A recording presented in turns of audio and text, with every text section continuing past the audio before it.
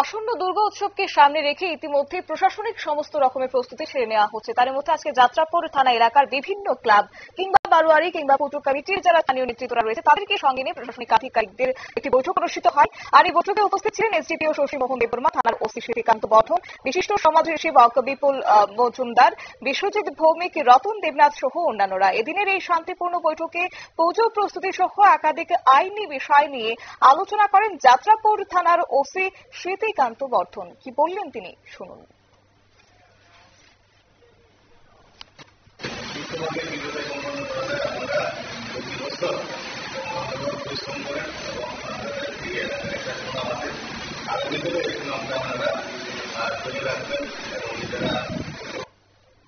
আপনারা শুনলেন পুলিশের পক্ষ থেকে বক্তব্য এবং এদিনের আলোচনা ক্রমে সমাজসেবক বিশ্বজিৎ ভৌমিক চাঁদা প্রসঙ্গে উল্লেখ করেন। বলেন যে জোর করে চাঁদা নেওয়া যাবে না, কোনো ভেহিকেলকে দাঁড় করিয়ে চাঁদা নেওয়াটা অন্যায়। তাছাড়াও নানাবিধ দিক এদিন তুলে ধরা হয় বৈঠক থেকে।